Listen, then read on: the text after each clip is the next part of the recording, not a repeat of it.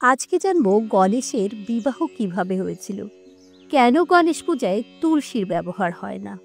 হিন্দু দেবদেবীদের পূজা তুলসী পাতা ছাড়া সম্পন্ন হয় না, কিন্তু গণেশ পূজায় ভুলেও তুলসীর ব্যবহার করতে নেই। গণেশ পূজার সময় তাকে অনেক ধরনের মোদক নিবেদন করা হয়। এর সাথে তাকে রলি, দূর্বা, ফুল, সুগন্ধি, সিঁদুর ইত্যাদি নিবেদন করা হয়, কিন্তু তার ভোগে তুলসী পাতা নিবেদন করা হলে তিনি নাকি ক্রুদ্ধ হন। পবিত্র তুলসী কেন গণেশের অপছন্দের, কেন গণেশকে কখনোই তুলসী নিবেদন করা হয় না, এই বিষয়ে একটি পৌরাণিক কাহিনীর উল্লেখ পাওয়া যায়। সেই কাহিনী এখন জানব। একবার ভগবান গণেশ গঙ্গা নদীর তীরে তপস্যা করছিলেন। সেই সময় ধর্মাত্মজ কন্যা তুলসী নিজ বিবাহের ইচ্ছা নিয়ে তীর্থযাত্রায় রওনা হন। দেবী তুলসী সমস্ত তীর্থস্থান পরিদর্শন করেন। অবশেষে তিনি গঙ্গার তীরে পৌঁছালেন। গঙ্গার তীরে দেবী তুলসী এক যুবককে দেখতে পেলেন। তিনি রত্নখচিত সিংহাসনে উপবিষ্ট, তার সমস্ত শরীরে সুগন্ধি চন্দন লেপন করা, গলায় পারিজাত ফুলের মালা, সাথে সোনা ও রত্নপাথরের অনেক সুন্দর অলঙ্কার, তার কোমরে জড়ানো নরম রেশমের তৈরি একটি লাল হলুদ ওড়না। তিনি ছিলেন ভগবান গণেশ।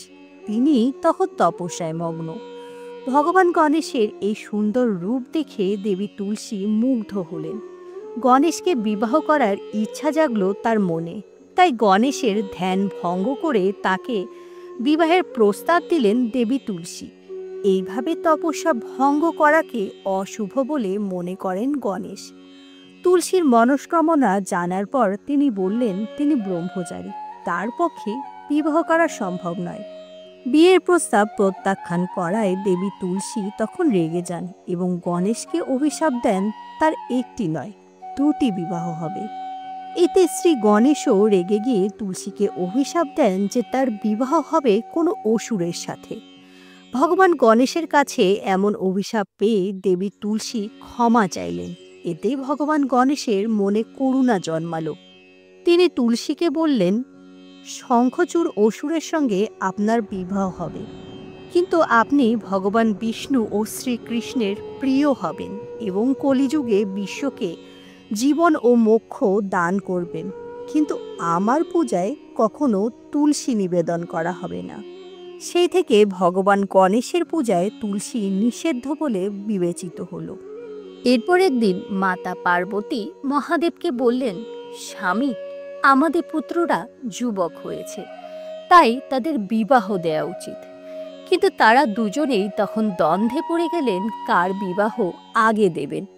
এরপর তারা দুজনে মিলে একটি যুক্তি করলেন এবং কার্তিক ও গণেশকে ডেকে পাঠালেন। তারা দুজনেই পিতামাতার সামনে হাজির হয়ে প্রণাম জানিয়ে তাদের সেখানে ডেকে পাঠানোর কারণ জানতে চাইলেন।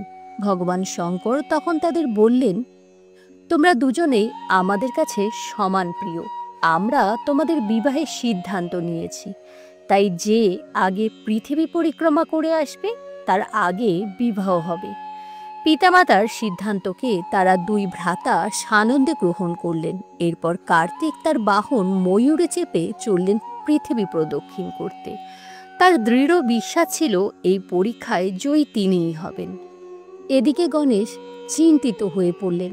তিনি ভাবলেন এই পরীক্ষায় কার্তিক জয়ী হবেন, কারণ তার কাছে তার বাহন ময়ূর আছে, কিন্তু গণেশের বাহন মূষিক তার ভার বহন করতে পারবে না এবং তার পক্ষে পায়ে হেঁটে সমগ্র পৃথিবীকে প্রদক্ষিণ করাও সম্ভব নয়। এমন সময় তার মনে পড়ল, শাস্ত্রে উল্লিখিত আছে পিতামাতার চরণ প্রদক্ষিণ করাকেই পৃথিবীর প্রদক্ষিণের সমান বলে মনে করা হয়। অতঃপর তিনি স্নান সেরে পিতামাতাকে পবিত্র আসনে বসিয়ে ভক্তি ভরে তাদের পূজা করলেন এবং 7 বার তাদের প্রদক্ষিণ করলেন। এরপর গণেশ তাদের সামনে উপস্থিত হয়ে হাত জোড় করে বললেন, আপনারা সিদ্ধান্ত নিয়েছিলেন যে আগে পৃথিবী প্রদক্ষিণ করবে, আপনারা তার বিবাহ আগে দেবেন, অতঃপর আপনারা আমার বিবাহের ব্যবস্থা করুন। তখন মাতা পার্বতী ও মহাদেব বললেন, নিয়ম অনুযায়ী যে আগে পৃথিবী প্রদক্ষিণ করবে তার বিবাহ আগে হবে, সুতরাং তুমি আগে পৃথিবী প্রদক্ষিণ করে এসো। তাদের কথা শুনে গণেশ বললেন, সন্তানের প্রধান তীর্থ পিতামাতার পাদপদ্ম। যারা পিতামাতার পূজা করে না তাদের তীর্থযাত্রা সম্পন্ন হয় না। আমি আপনাদের পূজা করে 7 বার আপনাদের প্রদক্ষিণ করলাম। শাস্ত্রমতে মাতা পিতার চরণ প্রদক্ষিণ করা পৃথিবীর প্রদক্ষিণ করার সমান। আমি আপনাদের চরণ 7 বার প্রদক্ষিণ করেছি, অতএব আমি 7 বার পৃথিবী প্রদক্ষিণ করেছি। মহাদেব ও পার্বতী গণেশের এই বক্তব্যকে সঠিক বলে বিবেচনা করলেন। এরপর তারা বিশ্বরূপের 2 কন্যা ঋদ্ধি ও সিদ্ধির সঙ্গে গণেশের বিবাহ দিলেন। সেই বিয়েতে দেবতা, গন্ধর্ব, যক্ষ, ঋষিগণ উপস্থিত হলেন।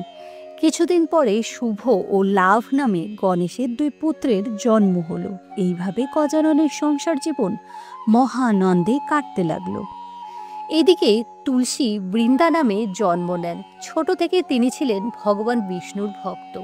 নারায়ণকে স্বামী হিসেবে পাওয়ার জন্য তিনি ব্রহ্মার কঠোর তপস্যা করেন। ব্রহ্মা তার তপস্যায় খুশি হলে তিনি বলেন তিনি নারায়ণকে স্বামী হিসেবে পেতে চান। কিন্তু ব্রহ্মা তাকে বরদান করেন যে তিনি নারায়ণেরই একজন অংশ শ্রীদামার স্ত্রী হবেন এবং যতক্ষণ তার সতীত্ব বজায় থাকবে তার স্বামীকে কেউ হত্যা করতে পারবে না। এই শ্রীদামা শঙ্খচূড় বা জলন্ধর রূপে জন্ম নেন। একবার জলন্ধর মাতা পার্বতীর দিকে কুদৃষ্টি দেন, ফলে মহাদেব ও জলন্ধরের মধ্যে যুদ্ধ শুরু হয়। জলন্ধর যখনই যুদ্ধে যেতেন বৃন্দা তার দীর্ঘায়ু কামনায় পূজা করতেন। জলন্ধর যখন শিবের সঙ্গে যুদ্ধে ব্যস্ত তখন নারায়ণ জলন্ধরের রূপ ধরে বৃন্দার কাছে প্রবেশ করেন। তিনি বৃন্দাকে বলেন যুদ্ধে তিনি জয়লাভ করেছেন, অতএব তার আর পূজা করার প্রয়োজন নেই। বৃন্দা পূজা ছেড়ে উঠে এসে নারায়ণকে প্রণাম করেন এবং তার সঙ্গে কিছু সময় অতিবাহিত করেন। ফলে তার সতীত্ব নষ্ট হয়। কিন্তু বৃন্দা বুঝতে পারে যে তার সাথে ছলনা করা হয়েছে। তখন নারায়ণ নিজের আসল রূপ ধারণ করেন। বৃন্দা নিজের আরাধ্য দেবের কাছে এরকম আচরণ আশা করেননি। রাগের বশে তিনি নারায়ণকে শিলায় পরিণত হওয়ার অভিশাপ দেন। ফলে নারায়ণ শিলায় পরিণত হয়। এই শিলাকেই আমরা নারায়ণ শিলারূপে পূজা করি। বৃন্দা আগুনে আত্মাহুতি দিয়ে এরপরে প্রাণ বিসর্জন দেন, আর তার সেই ছাই থেকেই পুনরায় জন্ম হয় তুলসীর। এই ছিল আজকের কাহিনী। কাহিনীটি কেমন লাগলো তা অবশ্যই জানাবেন। সকলেই ভালো থাকবেন। নমস্কার।